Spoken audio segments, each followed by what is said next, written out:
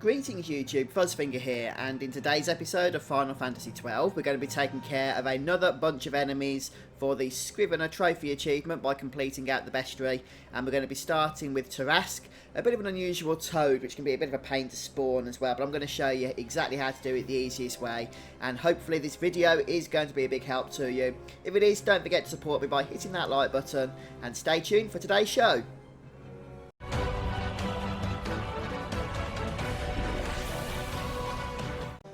Okay, so for this particular rare spawn, the Tarrasque, we need to be in the Tachita Uplands. And in the Tachita Uplands, it's going to spawn in this section just south of the blue save crystal. But it won't just spawn when we first arrive. We have to chain 22 enemies in the Tachita Uplands in order to get it to appear. So here's the best way to chain 22 enemies. Starting at the blue save crystal, we're actually going to go into the area where the creature spawns. But what I'm going to do first is just turn gambits off, since we don't want to be one-shotting things unnecessarily, breaking our chains, and also check that you don't have any countering equipment on, in particular the Genji stuff. So then you're going to enter into the area, which is known as Garden of Life's Circle, and we're going to start by killing the serpents around here. And there's not going to be 22 of them, unfortunately. So what we're going to do is kill as many as we can, and then we're going to move on out of the area, and, well, 2 screens out of the area in fact, and then come back again. So the reason I recommend chaining here is because you have a good supply of serpents and not many other enemies are going to spawn here. Now, you will occasionally get a lizard spawn, and if you do that, you want to ignore it. Don't kill that one. But apart from that, you should be okay. It doesn't matter if you leave this particular area, as long as you don't save your game or leave the Tachita Uplands. So you have to get a chain of 22 all in one visit. And what the... Oh no, there's a lizard. I was going to say that can't be the rare spawn already, although it looks a heck of a lot like that, okay? So the rare spawn, the Tarrasque, looks very much like that lizard we just saw, except that lizard is one we're not going to be killing. So, yeah, ignore that lizard please, Ash. And it looks like we've just about cleared out this area of other things. So once we've done that, all we need to do to reset is head back out of this area. Our chain will stay absolutely fine. Don't even touch the save crystal or you'll lose your chain though. And enter into this area here on the other side of the blue save crystal, and then you can come back again. And the lizards, so not the lizards, the serpents have respawned, and we can continue on building up our chain and making our way to that magical number of 22. That's what we need, 22. Right, so I should just need to kill one more now. I think my chain is currently 21. So we'll go and take this last guy out. There we go, chain of 22, which is exactly what we wanted to see. And now what we're going to do is head up to the northern area where that lizard was. So eventually it should jump out at us. Don't believe it's this one here. Nope, that's the lizard still. There it is. So once you've got a chain of 22, approach this bank area and out will pop the Tarrasque enemy. And as you can see, it's just like those lizards that we saw earlier on. Just trying to get a good angle here for the screenshot for the thumbnail. And we can go and take it out anyway whenever we're ready. In fact, we may as well turn gambits back on at this point. Doesn't matter if we kill the lizard either.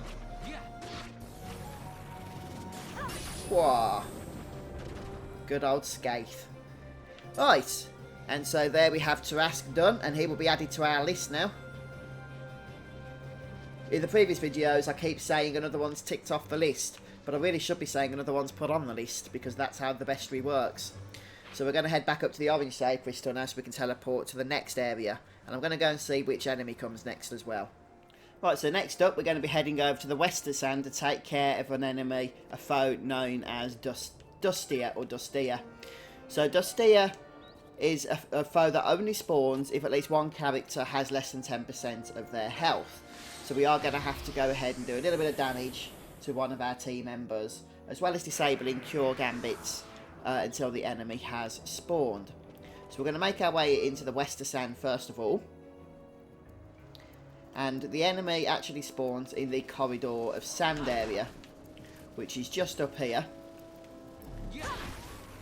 So it's going to be around this point before we go in that we're just going to damage one of our characters. And I'm probably just going to use Penelo for this. There's multiple ways you can get a character to under 10% health, including some more precise ways by using reverse, X potion, things like that.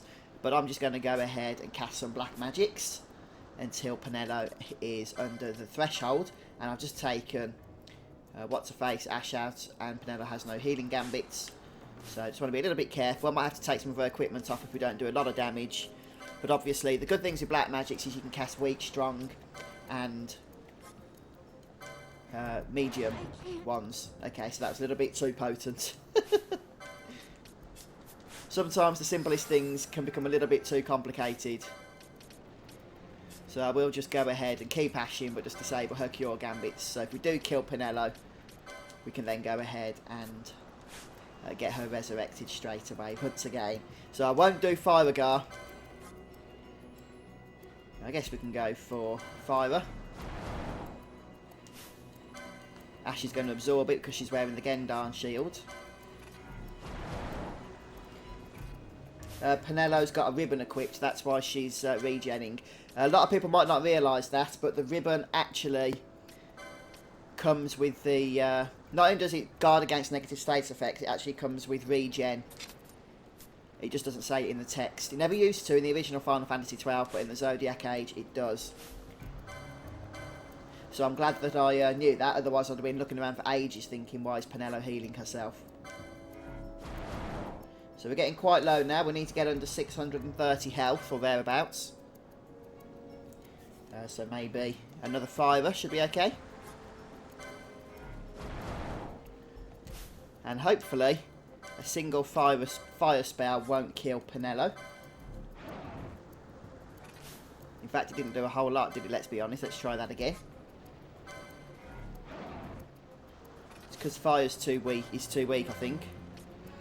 Let's try something else like thunder. Oh, thanks for the subscription, gaming. Right, so I'm hoping Penelo's 17 health is going to be sufficient. That's quite low, that is. So let's just head on into the area where the enemy spawns. And the area, for your reference, is known as the Corridor of Sand. And it looks like the enemy has spawned. Yes. Here we have... Just wait for it to spawn a little bit longer. There we go. Here we have Dustia. And that's because Penelo was at low health and was able to get it. So you don't have to do anything else. And there it goes. And so does Penelo. But hey, at least we managed to kill the enemy. So that book of Origin or something, or whatever it was that dropped, does have a little bit of gil. So you can actually do this particular enemy very, very early on in the game. As a matter of fact, you can even level up quite quickly, because it does give you about 1,000 experience. And you can one-shot it with Phoenix Down, which means that if you come very early, you can literally spawn it if you're on low health, one-shot it with a Phoenix Down, and then use those books to sell for gil. And then use that gil to buy more Phoenix Down, since you'll actually end up making a net profit as well. So just a little tip for you. I could have mentioned that earlier on, but I've only just really thought about it. So there you go. Okay guys, so for the final rare spawn for today, we're going to be going after Molen. Now Molen is a rare enemy that appears in the Zertinan Caverns, but you really need to know how to spawn him in order to get him to appear. So first of all, we'll just make our way there through the Osmone Plains. I just ported, as you saw, over to Jahara, which is the closest orange crystal really to the area that we want to get to. So here we are. Just follow the zigzag down. We have been here a few times before, so hopefully you know the way. But if not, or if you're not following my series and have just come here on this video, then it's good that I show you how to get there. And we're going to be heading up first of all. Just watch out, some of these traps can be nasty. Use float if you want to be certain of avoiding them. So we're going to start by heading up to the blue save crystal.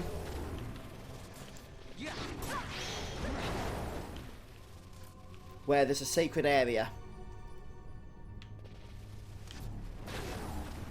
So we're just going to head north here. And I'm not concerned, of course, too much about fighting everything else. Oh, one thing I do want to do, very briefly, is just put Penelo's weapon back together. Not her weapon, sorry, her armour. What was she using before? I think it was the worm blade, wasn't it, or something? Yeah, mainly because of the faith element of it. So it increases her magic damage, which is nice. I'm more experimenting with it than anything though at the moment. Right, so this is actually where the enemy spawns, just here. However, it's not going to spawn until we make it spawn. And this is how we make it spawn. We go into the area with the blue save crystal. And in this area, we just go all the way around into the secret section. Which I can never seem to find. There it is. And then all the way around. Into the next area. So this is where the grenades are. Take care of those. And then we need to go up to the north.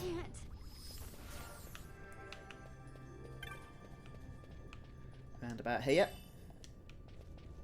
And now we need to wait. You need to be, I believe, as far north as you can get in this bit. And then you just need to wait for about 10 to 20 seconds or so. Maybe speeding up helps, maybe it doesn't. Ah, look. And then the rare spawn shows its face. And it's steaming, it's not happy. But now, oh, thanks Chowdinka. More subscriber hype. Now we should be able to make our way around. And even though we're crossing through two areas, it shouldn't make a difference for this particular rare spawn. Since it is hard-coded into the game not to despawn until you've killed it. There it is.